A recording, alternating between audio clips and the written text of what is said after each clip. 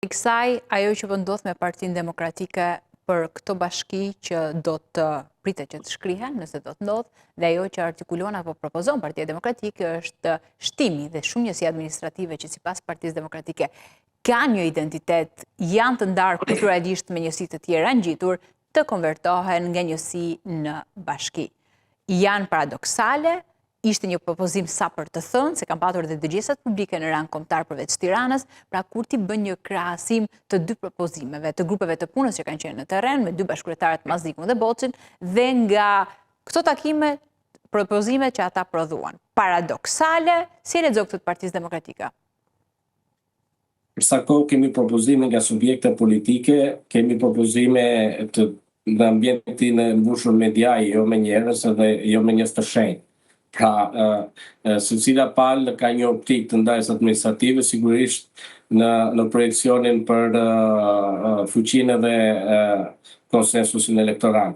Pra, nuk është se reforma e ndarjes administrative, si që kam thënë dhe herë të tjera, nuk është ajo loja që bëhet me numra, pse 35 po jo 40, pse 40 po jo 100. Unë nuk mendoj se është çështje numrash ndarja administrative. Ndarja administrative duhet të respektoj realitete sociale, historike, folklorike, realitete të natyrës malore, jo malore, të izolimit, infrastrukturës, të distancës, dhe vere që nuk ka një seriozitet për ta marrë përsipër këtë gjë. Dhe në parim, reforma administrative në Shqipëri është një kopje e shumtuar e ndarjes administrative në Itali. Dhe nuk ka asnjë lloj rekomandimi qoftë nga Bashkimi Evropian, por qoftë edhe nga vendet anëtare të Bashkimit Evropian, që statusi të qenit një komunë ose një bashki varet nga numri i popullsisë. Në Itali ka komuna të vogla të cilat janë të izoluara dhe ka nevojë për administrim dhe me 38 banorë. Pra, një fshat me 38 banorë ka statusin e një komune. Unë kam trajtuar dhe mbi bazën e vizioneve të mia kam mbështetur një ndër bashkitë e cila parashikohet që shihet është bashkia e Klosit. Tani, e para njerë nuk mund të bëjnë ndarjen administrative njerëz që marrin një hap dhe nuk kanë vizituar personalisht këto realitete, këto zona për të kuptuar problematikën. Bashkia e Klosit është e 12-ta për performancën në nivel kombëtar. Ka një numër popullsie për rreth 12.500 banorë. Problemi tjetër i Klosit është që Klosi ka fshatra me shpërndarje të gjerë administrative dhe territoriale, të cilat ka nevojë për menaxhim. Gjithashtu, veriu i Shqipërisë ka vuajtur nga mungesa e institucioneve, e cila ka sjellë përpasoj shpopullimin e veriut. Pa, veriorët kanë ikur sepse nuk kishin infrastrukturë, nuk kishin shërbime, nuk kishin institucione të forta. Dhe nuk është e vërtetë që një bashki është thjesht një godinë administrative. Një bashki është i simbolik për treguar që institucionet ekzistojnë, shteti është i pranishëm dhe ka interes për banorët, ka interes për zhvillimin e zonës, ka interes për të qenë pranë tyre në shërbime të ndryshme.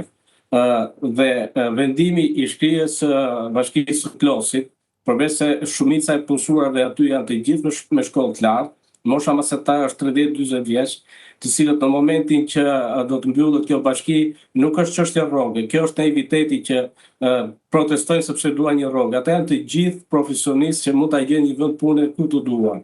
Por largimi i bashkisë, largimi i trive do të krijote një situatë të zymt në atë qytet. Pra i vetmi institucion që i ka mbetur Klosit është bashkia. Dhe nuk ka asnjë lloj studimi se çfarë ndodh me këtë territor nëse do të bashkohen me bashkinë madh.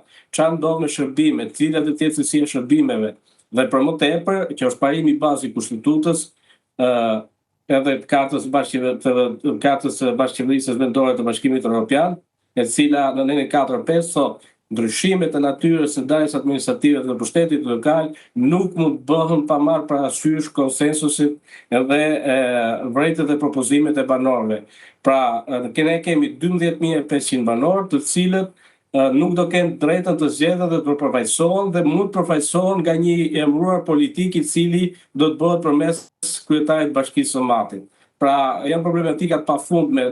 Nuk mund bëhet një reformë që tani është bërë modës, çdo gjë ta quajmë reformë, nuk mund bëhet një reformë e tillë për një plan afatshkurtër. Shqipëria ka ndryshuar dhe ka zgjeruar disa herë ndryshimin edhe ndarjen territoriale të Republikës Shqipërisë. Dhe ndarja territoriale e Republikës Shqipërisë, ajo e fundit në 2014, na ka vënë pa shumë problematika të mëdha.